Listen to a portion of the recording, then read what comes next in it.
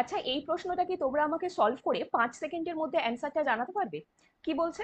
কোনো 8টি সংখ্যার গড় হলো 18। এর মধ্যে একটি সংখ্যা বাদ দিলে বাকি সংখ্যাগুলির গড় হয়ে দাঁড়ায় 20। তাহলে বাদ দেওয়া সংখ্যাটি কত হবে? তো এটাকে আমরা সিম্পল ভাবে ভাববো, যে ধরে নাও কোনো 8 জনের একটা গ্রুপ ছিল। সেই গ্রুপের অ্যাভারেজ এজ বা গড় বয়স ছিল 18। সেখান থেকে একটি ছেলে বেরিয়ে এলো, যার ফলে এখন অ্যাভারেজটা হয়ে দাঁড়ালো 20। তাহলে যে ছেলেটি গ্রুপ থেকে বেরিয়ে এলো তার বয়স কত, এটা আমাদের বের করতে দিয়েছে। তাহলে দেখো, 8 জনের থেকে একজন যদি বেরিয়ে আসে, এখন গ্রুপ মেম্বার কতজন হয়ে দাঁড়ালো?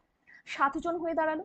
এবং যেই একজন বেরিয়ে এলো, অ্যাভারেজটা কিন্তু 18 থেকে বেড়ে গিয়ে 20 হয়ে গেল, ইনক্রিজ করে গেল। কতটা ইনক্রিজ করলো? 2 ইনক্রিজ করলো। আমাদের এটা বুঝতে হবে এই 2 ইনক্রিজিংটা কেন হলো।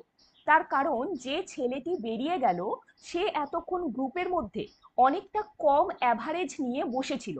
মানে যেটা অ্যাকচুয়াল অ্যাভারেজ 18, তার থেকে কম বয়স নিয়ে এতক্ষণ গ্রুপের মধ্যে সে বসেছিল। তাই সে যে গ্রুপ থেকে বেরিয়ে গেল, ওভারঅল অ্যাভারেজটা ইনক্রিজ করে গেল। তাহলে 2 ইনক্রিজ করে গেল কতজনের মধ্যে? 7 জনের মধ্যে। তাহলে ওভারঅল ইনক্রিজ করে গেল 14। ঠিক আছে। তার মানে আমাদের বুঝতে হবে, ঠিক যতটি ইনক্রিজ করে গেল, ও ঠিক এতটাই কম বয়স নিয়ে এতক্ষণ গ্রুপের মধ্যে বসেছিল। কার থেকে কম? যেটা অ্যাকচুয়াল অ্যাভারেজ ছিল তার থেকে। তাহলে যে ছেলেটি বেরিয়ে গেল তার বয়স হবে 18 মাইনাস 14, মানে 4 ইয়ার্স, বা অপশন ডি আমাদের অ্যান্সার।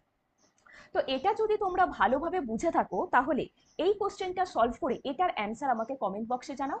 আর এই ধরনের ম্যাথসের আরো শর্টকাট ভিডিও পাওয়ার জন্য অবশ্যই কিন্তু কম্পিটিটিভ ম্যাথস সেন্টার চ্যানেলটিকে সাবস্ক্রাইব করে রেখো।